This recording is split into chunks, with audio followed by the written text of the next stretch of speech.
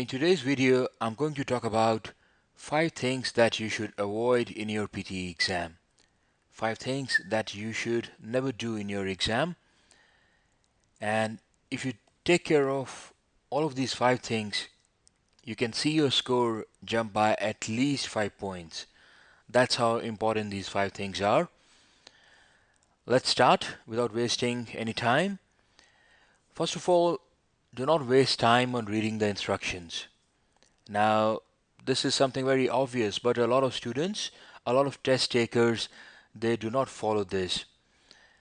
The instructions for different question types, they are pretty much standard, except for select missing word, in which the question instructions, they tell you what the audio is going to be about. So those instructions, they are important, but other than that, pretty much all the instructions are the same. So if you have done sufficient practice, if you have studied beforehand, then you already know what the instructions are and what you should do. So never waste time reading the instructions. Instead, you can spend that time reading the question, reading the text, going through the options, preparing yourself to answer the question. So first thing that you should not do is you should not waste any time reading the instructions. Second, not sticking to the format. Now, this is again something quite common. What I mean by this is that when you are preparing, you will study the different templates, right? You will study the different essay structures. But when it comes to the exam, then suddenly test takers, the students, they go and they write something differently, they answered in a different way, they start panicking. So don't do that.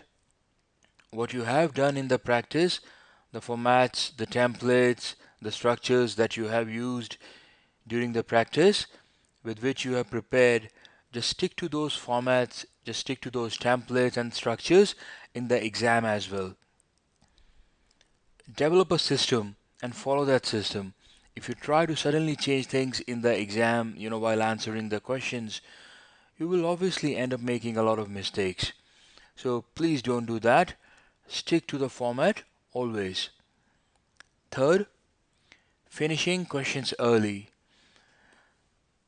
And this applies to questions like summarized text, summarized spoken text, essay. So somehow, some people, they get a joy out of finishing these questions early. But the point is, it's a stupid mistake, right? What's the point really? You can't take that time and use it anywhere else. So that time is specifically meant just for that one particular question. So those 10 minutes or those 20 minutes are for that one question only. So instead of finishing those questions early, what you can do is you can spend time reviewing, you can spend time checking, you can spend time improving that answer. So don't finish your questions early. Get into the habit of spending the entire 10 minutes or the entire 20 minutes answering the question. The fourth thing that you should avoid is to spend too much time on one question. And this is more applicable in the reading and the listening sections where you don't have a time limit for individual questions. You have an overall time limit for the section. So what happens is that sometimes someone will get stuck on a fill in the blanks question and end up spending 5 minutes or 7 minutes on there or on the reorder paragraphs. You should not do that. When you go into the exam, you should be very clear about how much time you're going to spend on one question. And then in the exam, you should spend only maximum up to that much time, right?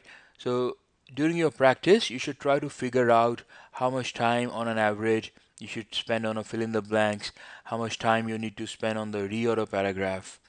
And it's only during the practice by trial and error you can find out how much time you need to allocate, right? Because some of you will find fill in the blanks easy and reorder paragraphs difficult. So you can spend more time on the reorder but less on the fill in the blanks.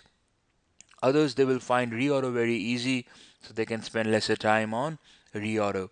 But you should have this strategy, you should have this plan that you know how much time is good for you to spend on one question of each type, and then in the exam you should follow that. Don't spend too much time on one question. The last thing that I want you to take care of is the mistake that you should avoid is not reviewing the written responses. A lot of test takers, a lot of students, they are just in a hurry to finish the question somehow. So even when they have those 20 minutes till the last second, they're just struggling, they're just trying to put in something there. Instead, you should follow a system that I'm going to spend the first 2 minutes preparing the essay structure, getting some ideas, then the next 14 minutes I'm going to spend on writing the essay, and then the last 4 minutes I'm going to spend on reviewing the essay, and also other written responses like the summaries. So always leave some time in the end to review your written responses, because there are many mistakes which you will find only if you do a review. What can you catch in a review? In a review you can catch spelling mistakes, you can catch vocabulary which you have used too often.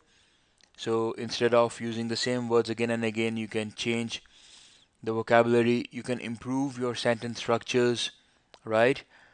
And if you have missed any particular point or not highlighted a particular point, you can include that. But all of that will only happen if you leave some time in the end for a review. So always review in the end.